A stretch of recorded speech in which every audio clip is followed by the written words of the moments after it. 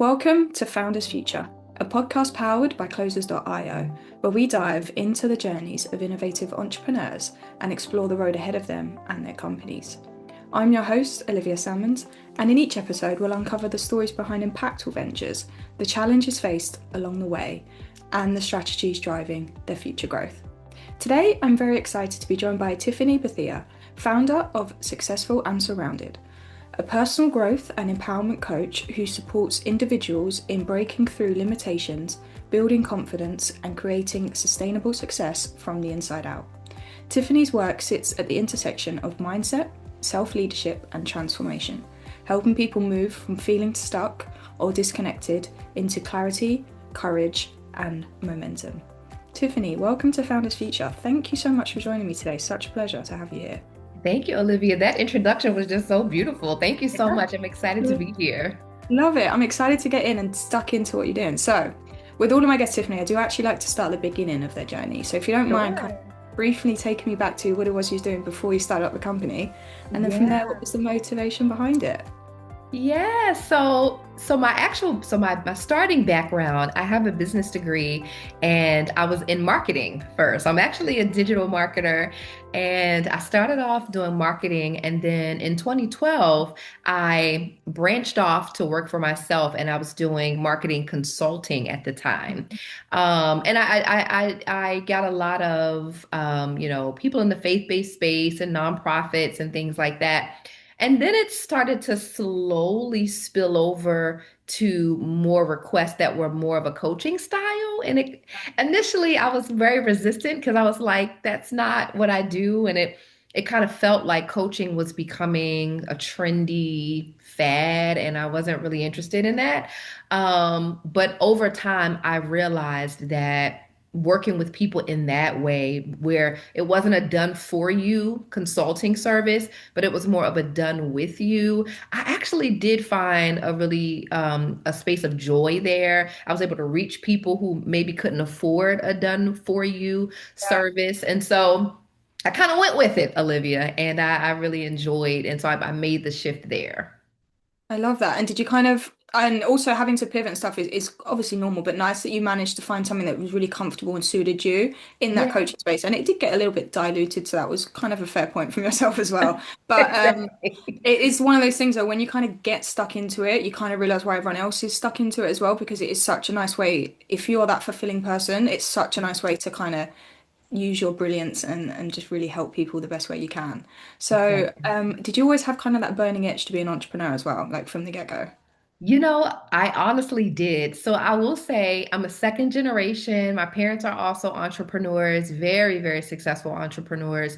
And ironically, I actually grew up wanting to be a singer. I sing.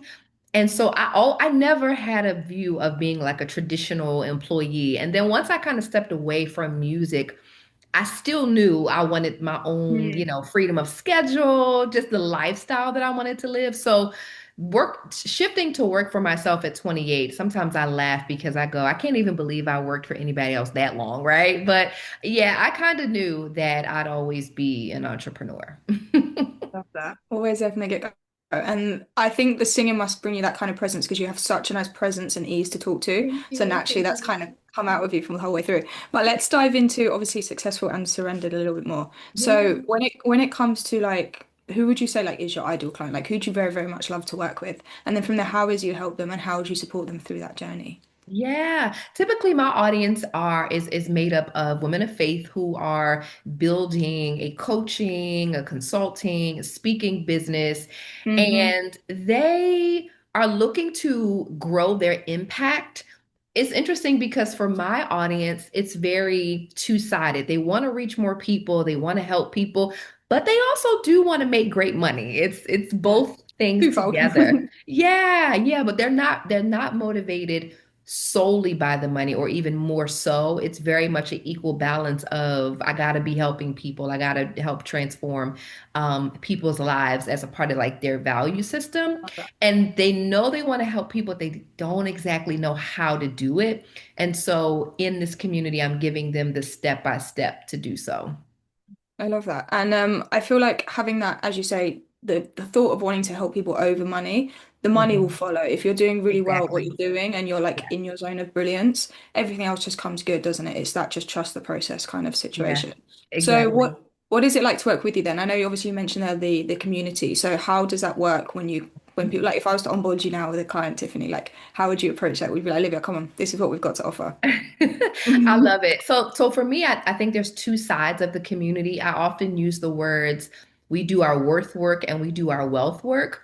Nice. And where this came from is, now after 11 years of coaching, what I have found, Olivia, is that most of my audience, where they are stuck in building their business, really has more to do with who they are, their mindset, and what they think than strategy or skill. And Okay. so I was like, I have to create a place where we address both because if I just give you this strategy, but you don't yet have the character or the identity to actually implement it, you're not going to do it. So when you first come into the community, we really talk about what I call your worth work. And it's all Mm. about mindset. What do you think about yourself? Are you too scared to go live or post Yeah. on social media? Do you have the confidence or belief you need? I love that Jim Rohn says you have to sell it inside before you sell it outside. That's where most people struggle. They're trying to sell you something, but they don't really all the way believe in it themselves. So we do that belief work first, and then we really dive deeper into what I call the iconic brand method. That's my framework to build a six-figure business, and we deal with everything from your niche, your audience, your offer, your launch, and your marketing systems. So we deal with that second. Awesome. So really putting all your skills to play. And Yeah. like that, as you say, the mindset is definitely a key part of that. It's that like limiting belief that often holds people Mhm. back. Yep. And I often feel, especially within women, now please correct me if I'm wrong, but that imposter syndrome tends to hang around for a Yes. little bit longer, right? They can to get in Absolutely. their own way and not feel confidence in what they're doing, which, as you Yeah, say, if you're not confident in that mindset, it doesn't matter what systems or what kind of back end you have behind you. exactly. You have to really Yeah, believe in yourself. yeah. Um, yeah, so I'm intrigued to get into the nuts and bolts a little bit of the business. Okay. Obviously, with the background in digital marketing, I'm very curious to find out how you go about marketing yourself at the moment. So, like when it comes to acquiring customers, building that community, like what are you finding most effective for Yeah. yourself? Well, I'm sure the marketing landscape is always changing. What worked 6 months ago may not work now. So I will say I am always testing. I'm always trying out new things. I mean, when it comes to a basic funnel, I kind of look at it as attract, nurture, convert is my Mm, mindset and approach. And so that's always kind of my system, right? I have some key content that I'm using to get in front of new people, get them on the email list. yeah. Now, with Successful and Surrounded, I actually use the community as its own lead magnet because I have a free level and then the premium levels above it Right. all in one place. So now I'm not taking them to, a PDF or a course somewhere else. I'm actually bringing them right inside the community. I want them to kind of see what the premium members are talking about and feel that Yeah. FOMO and say, "Oh, I got to upgrade." Love that. So that's kind of how but I will say this, I also have a toggle between launching and evergreen. So Okay. I do look to do about four launches per, like one per quarter. It's usually a 5-day challenge or masterclass. Those have worked well for me. And then Mm, in between the launches, I'm doing just evergreen nice. content with like a call to action to join the community. Yeah, so keeping everyone within the ecosystem. I love the use of FOMO that you put there because it's so true. That's Yeah, what you want. You want to be top of mind. You want people getting jealous of other people's results. You want to see like exactly. the testimonials and how well everyone else is getting on. Yes. Really cool. Are you running any form of like ad campaigns or anything online when you're trying to like build the traffic into, as you say, the quarterly like webinars? Yeah. Absolutely. So my current ad strategy is again in keeping with kind of what that launch schedule looks like. Mhm. So when I'm launching, then all of the ads are really centered around that particular masterclass. In between, it's really focused on the lead magnet, which exists inside of the community.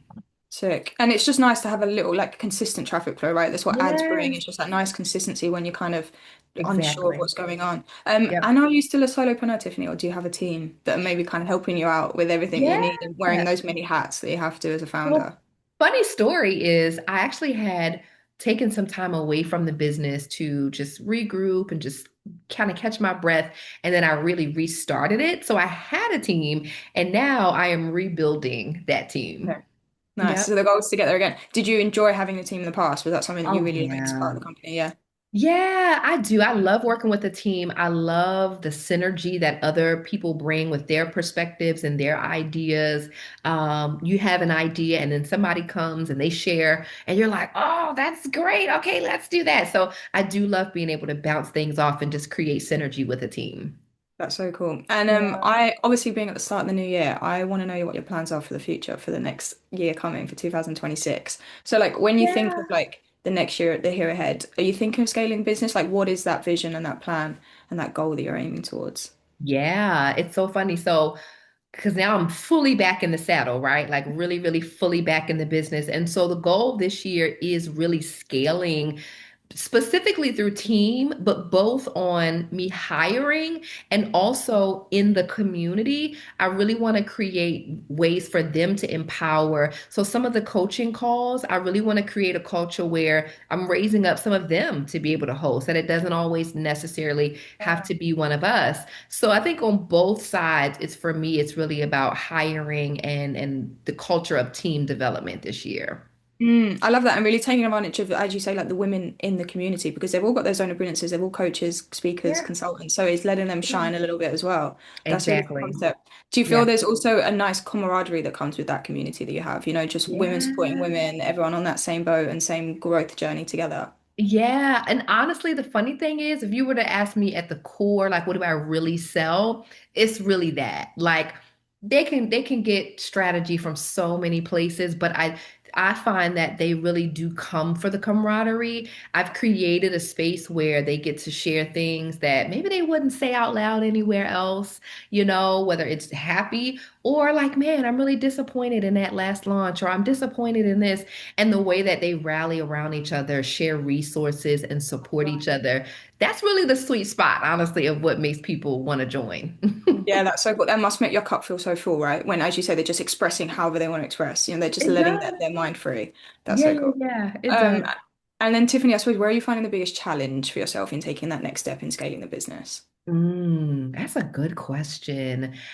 I think that it is identifying what is the culture. Like I know what I've created. However, systematizing like the SOP of like, here's how we really created this culture so that as we grow and we begin to hand off things to people, we don't lose the integrity of any of what makes this community, that if I'm not hosting the call, if Yeah. someone else is, it still feels the same.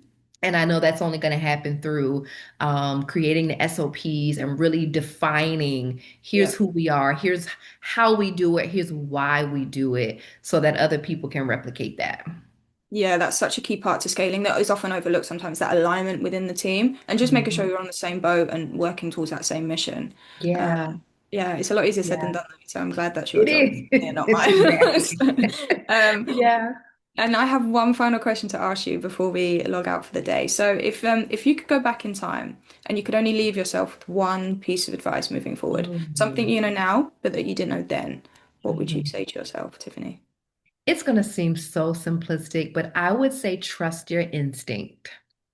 There's a million gurus, there's 15 different strategies, there's so many different approaches. And here's the challenge, many of them are good and do work. So it's often not a decision of choosing between something good or bad. It's choosing between five different business models that do all work. But which one makes sense for me? Which one aligns for me? And I think I wish I had trusted my instincts in business a little sooner. Yeah. Yeah. Again. Getting out of your own way. Something women all Yeah. suffer with. We should Yeah, tell ourselves earlier, like, get out of the way. Um, exactly. Tiffany, thank you so much for joining me today and for sharing your Thank incredible you. journey and insight with us. Such a good chat. Where can our listeners reach out best to work with you, connect with you, or even join the community if they wanted to do so? Sure. Yeah, so all the information is actually at my website, which is www.tiffanybethea.com. You'll find the link to the community, resources, and everything that we have happening. Oh, amazing. TiffanyBethea.com. To our Yes. listeners, if you enjoyed this, please be sure to go and check out Tiffany and the amazing community she's got going. And do not forget to subscribe to Founders Future by wherever you listen to your favourite podcasts. And if you are a business owner, specifically a coach, consultant, or agency owner, and you're really looking to scale your business and you want to enhance your sales and marketing efforts, visit closers.io to hop on a call with one of our team and discover how we went from zero to $30 million per year in less than 3 years. But until then, keep on climbing, and we will see you on the next one.